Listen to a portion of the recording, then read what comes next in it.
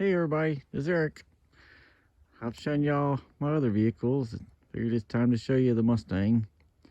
I bought this one new in July of 2003, and it's really been a great car.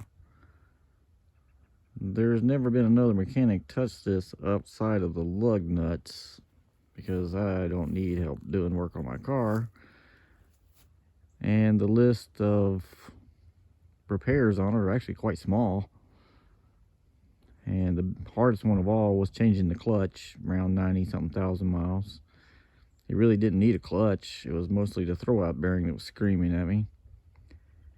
And other than that, around 110,000, something like that, I had to put a fuel pump.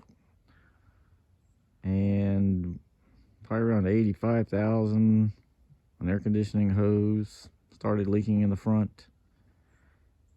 And around 70,000, the upper intake manifold started leaking coolant, which this car has what's called the updated intake manifold on it, but it leaked anyway, so I had to replace that. Outside of that, tires, brakes, normal kind of stuff that you do on a car.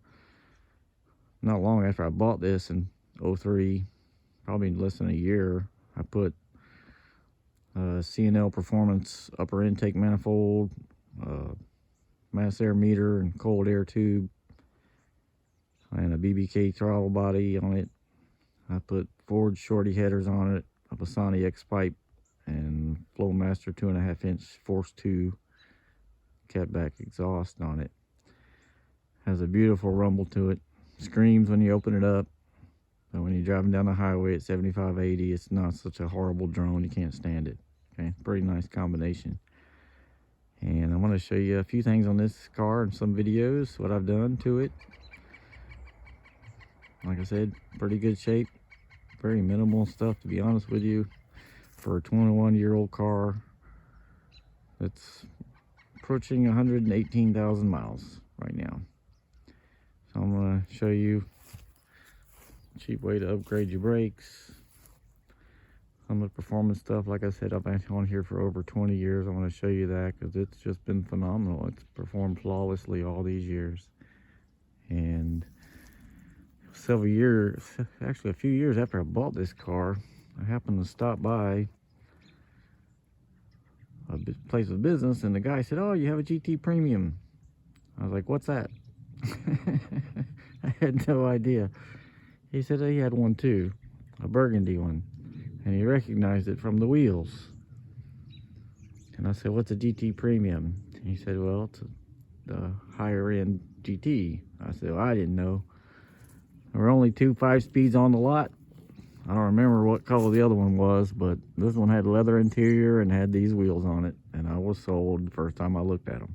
So, as you can see, these are basically the Cobra wheels, but they have the Mustang emblem in the center, straight from the factory with these wheels on it, and they're probably the most beautiful wheels of any factory wheels I've ever owned. So, it's a pretty cool car.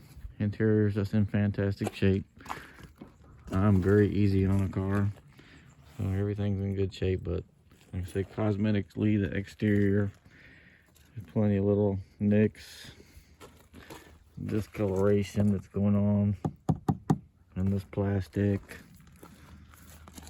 Same thing a little bit on the scoop, and the fiberglass front hood is just absolutely full of nicks and dings from chips, road chips. Typical stuff. Actually sanded and clear coated my headlights to keep the original ones. I think they turned out pretty doggone nice, really well. A little bit of extra work, you can see where I actually got some slight runs. Really hard to paint this plastic with catalyzed clear coat. You have to put it on really thin. It's gonna run like crazy, but they came out real good. They got looking pretty awful after 20 years of sun baked, and like I said, the car's in pretty good shape, and it absolutely screams. It may not be 450 horsepower of a new Mustang, but you get plenty of trouble in this car. I've put Coney adjustable struts and shocks in it as well. That was more of a desire, not necessarily out of need. The front ones were getting kind of worn out over the years, but they weren't completely destroyed. I went ahead and put Coneys on everything, and really good cars. Very easy to work on most of it, okay? Except for changing that clutch. That was not fun at all, especially considering I did all of this by myself. I don't have anybody to help me either. So, much easier to pull a transmission out of a older Fox body where you can separate the transmission from the bell housing. That's impossible on this T3650 transmission. It's all one piece, so very limited on space, very difficult job. So if anybody's attempting to do it, prepared for a few hours worth of work and cuss words. So anyway, I'm going to show you a few things on this car over time, and I really appreciate everybody checking out my channel, Eric's Car Lot, and we'll talk to you soon.